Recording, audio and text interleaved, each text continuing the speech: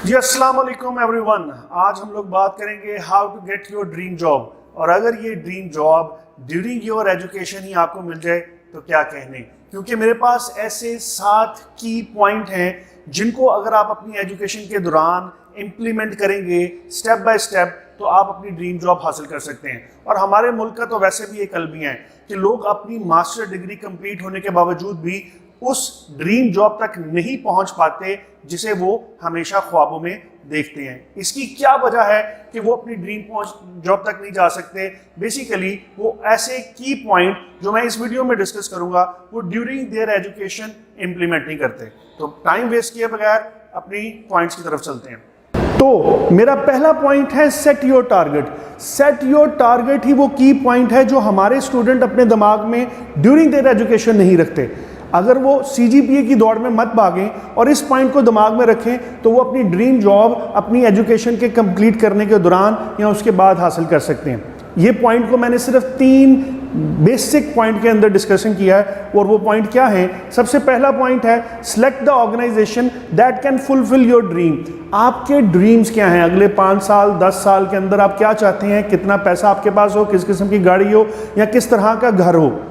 ये चीज़ को डिफाइन करने के बाद वो ऑर्गेनाइजेशन सेलेक्ट करें जो आपका ये बोझ उठा सके।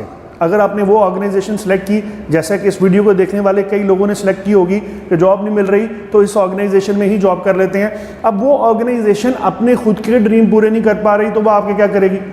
तो वहाँ पर मेहनत करने के बावजूद भी आप एक हद से ज़्यादा आगे नहीं जाते और आपको महसूस होना शुरू हो जाता है कि आप स्टक हैं। तो इसलिए सबसे पहले अपना टारगेट डिफाइन करें कि आप चाहते क्या हैं। हम एग्जांपल लेते हैं कि हम बैंकिंग इंडस्ट्री को ले लेते हैं और बैंकिंग इंडस्ट्री में हम HSBC बैंक को लेते हैं, हांगकांग शंघाई बैंकिंग कॉरपोरेशन।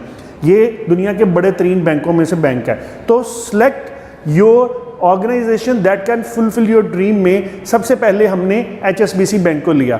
दूसरा टारगेट है टारगेट योर जॉब पोजीशन। अब इस बैंक में वो कौन सी पोजीशन है जिसको आप टारगेट करना चाहते हैं कि अगले 5-10 साल में मैं वहां तक पहुंचना चाहता हूं। तो आप उस जॉब पोजीशन को अपने दिमाग में टारगेट कर लें कि ये ब्रांच मैनेजर की, एग्जांपल दे रहा हूं, ब्रांच मैनेजर की वो पोजीशन है जो मैं अगले 5 साल में हासिल करना चाह रहा हूं। तो आप उसको टारगेट कर लें। Number 3 point job analysis.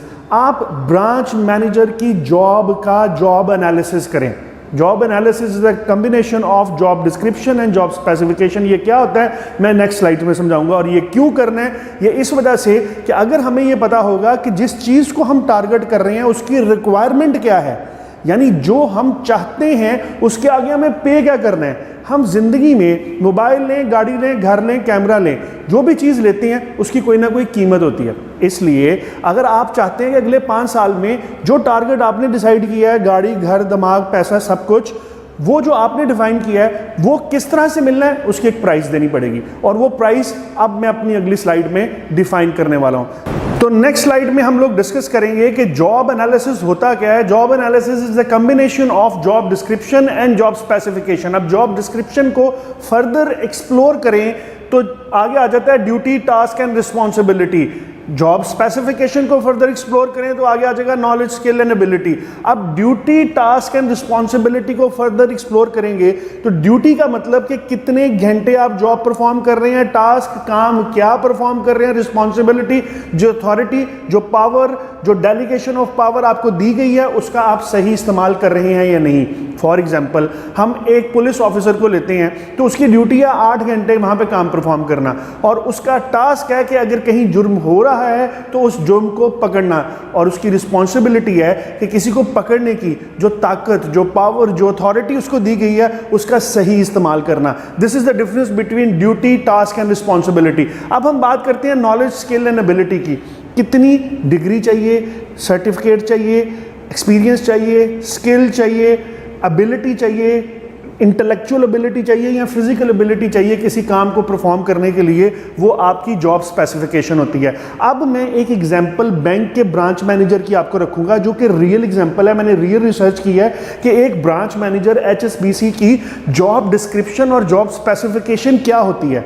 आपको किसी से जाके पूछने की ज़रूरत नहीं है। आप इंटरनेट से किसी भी किस्म की जॉब स्पेसिफिकेशन का डिटेल डाटा निकाल सकते हैं और उसके मुताबिक ये चेक कर सकते हैं कि उनमें वो कौन सी ऐसी चीज़ें हैं जो रिक्वायर हैं वो काम करने के लिए और वो आप में है या नहीं।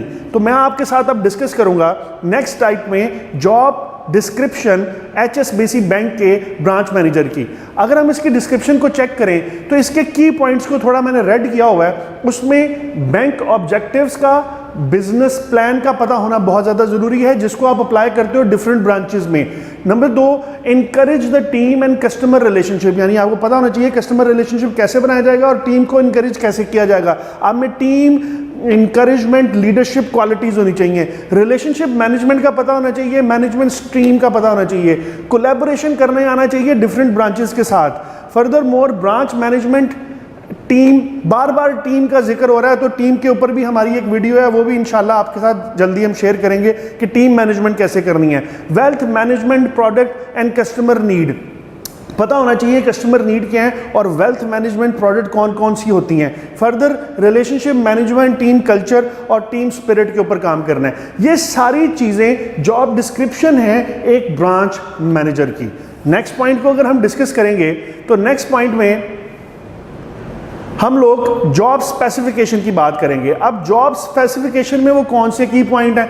जॉब स्पेसिफिकेशन में यूनिवर्सिटी की डिग्री आ जाती है कि वो आपकी कंप्लीट हुई है या नहीं, एक्सपीरियंस इन फाइनेंशियल सर्विसेज, आपका पहले से कोई एक्सपीरियंस है या नहीं, वेल्थ मैनेजमेंट प्रोडक्ट का कितना नॉलेज आप लोगों के पास है जो कि मैंने पहले आपसे डिस्कस किया, इंश्योरेंस प्रोडक्ट के बारे में आप जानते हैं, फाइनेंशियल प्लानिंग के बारे में जानते हैं, कस्टमर पोर्टफोलियो के बारे में जानते हैं, strong presentation skill and commercial orientation आपकी होनी चाहिए, leadership and people management skill होनी चाहिए, इंटरपर्सनल एंड कम्युनिकेशन स्किल्स होनी चाहिए, इन्वेस्टमेंट लाइसेंसिंग का आपको पता होना चाहिए और further more fluency in English, English ज़्यादा अच्छे तरीके से बोलने वाला शख्स चाहिए। अब ये सारा काम हमने किया क्यों? अब आ जाता है मेरी वीडियो का सबसे की पॉइंट, और वो की पॉइंट है कि आपने अपनी नो योर सेल्फ करना है, आपने अपनी स्ट्रेंथ एंड वीकनेसेस डिफाइन करनी है। मैंने एक ब्रांच मैनेजर की जॉब डिस्क्रिप्शन और जॉब स्पेसिफिकेशन में से की पॉइंट निकाल के यहाँ पर लिख दिए।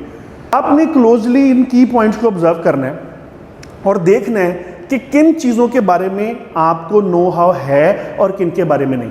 जिनके बारे में है वो आपकी स्ट्रेंथ की साइड पे लिखें, जिनके बारे में नहीं है उनको वीकनेसेस की साइड पे लिखें। जिनके बारे में नहीं है फ्यूचर में उसके बारे में पता करें, आने वाले 3 साल 1.5 साल जो आपका एजुकेशन करियर है उसके अंदर ज़्यादा से ज़्यादा स्टडी करें कि फाइनेंशियल सर्विसेज क्या होती हैं, वेल्थ मैनेजमेंट क्या होती है, इंश्योरेंस क्या है, कस्टमर पोर्टफोलियो मैनेजमेंट क्या होता है, उसको कैसे मेंटेन किया जाता है। आपके रिश्तेदारों में कोई बैंकर है, आपके दोस्तों में जानने वालों में कोई बैंकर है, उससे ये सवाल पूछें, इसका डाटा इकट्ठा करें, फाइनेंशियल प्लानिंग के बारे में डिस्कस करें। कम्युनिकेशन स्किल्स बड़ी इंपॉर्टेंट हैं आपको कहीं भी जॉब करने के लिए, presentation skills, commercial orientation, management skills, ये वो स्किल्स हैं जो आपको रिक्वायर है आपकी ड्रीम जॉब हासिल करने के लिए।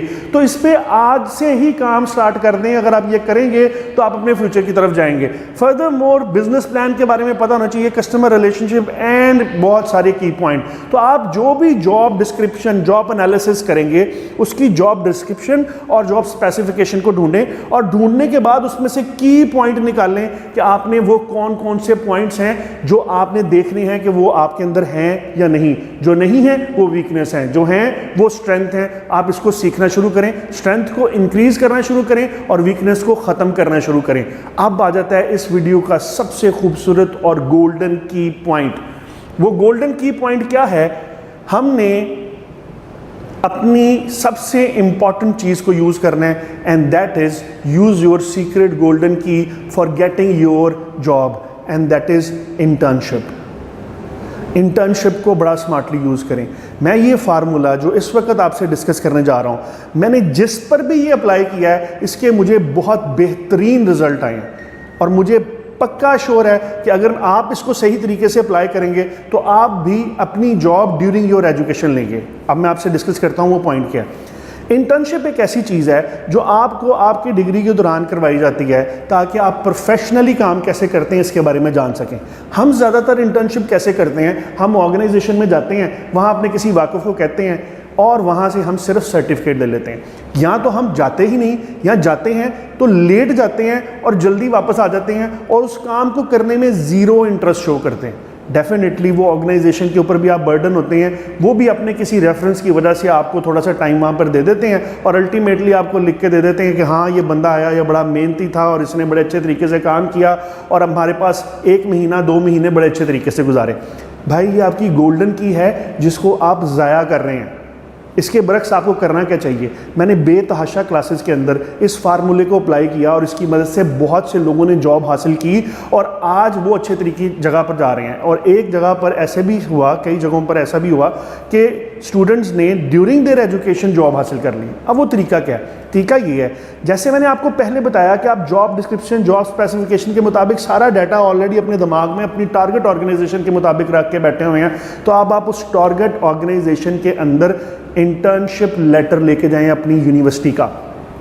देखें, जब आप इंटरव्यू के लिए जाते हैं तो सबसे पहले जॉब का अनाउंस होना ज़रूरी है, फिर उस इंटरव्यू में आपका डॉक्यूमेंट जाना, फिर शॉर्ट लिस्टिंग होना, फिर आपको बुलाना और 100 लोगों में से आपको 1 मिनट या 2 मिनट मिले जिसमें आपने अपने आप को डिफ़ाइन करना है कि आप क्या हैं। और इतनी देर में सिर्फ सिफारिश ही डिफ़ाइन कर सकती है, आप खुद डिफ़ाइन नहीं कर सकते। लेकिन इसके बरक्स इंटर्नशिप में आप उस ऑर्गेनाइजेशन के अंदर चांस है कि 1 महीना 2 महीने रह के अपना पोटेंशियल बता सकते हैं कि आप है क्या।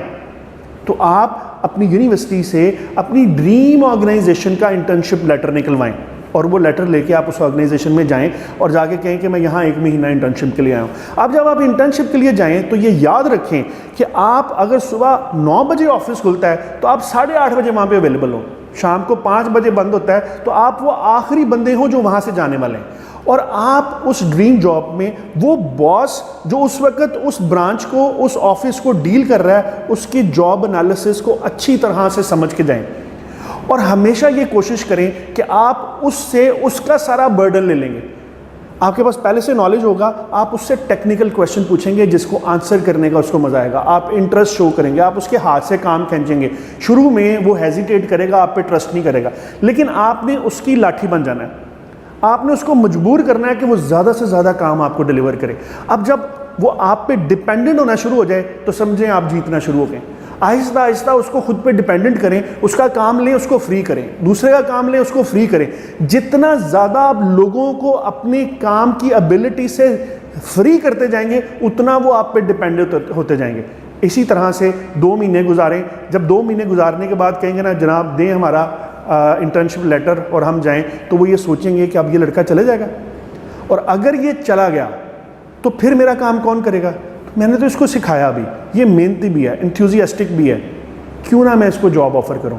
तो मेरे कई ऐसे स्टूडेंट हैं जिन्होंने वापस मेरे ऑफिस में मिठाई लेके आए और उन्होंने कहा सर मैंने 3 माह की छुट्टियों में 2 माह इंटर्नशिप पे गुजारे and I got my offer letter. फिर मैंने उनको कहा कि मेरी अभी आखिरी 2 सेमेस्टर पढ़े हैं, तो उन्होंने कहा भाई तुम वो आखिरी 2 सेमेस्टर कंप्लीट करके भी आओ तो ये तो जॉब तुम्हारे लिए पड़ी हुई है। तो मेरा आपसे गुजारिश है कि आप इन 6 पॉइंट को कीनली ऑब्जर्व करें, बार बार इस वीडियो को देखें, अगर कोई क्वेश्चन है तो मुझसे पूछें, और अगर आप इस फार्मूले को अप्लाई करेंगे तो definitely you will get your job and in the end you can get your success. मैं टीम बिल्डिंग के ऊपर भी कुछ वीडियोस बनाऊंगा और वो आप लोगों के साथ शेयर करूंगा जिससे आपको पता लगेगा how to be a good team player. अगर पसंद आए इसको लाइक करें और शेयर करें और मुझे बताएं कि किन टॉपिक्स पर आपको वीडियो चाहिए, मैं उस पर भी बना के आपको दूंगा। Thank you so much.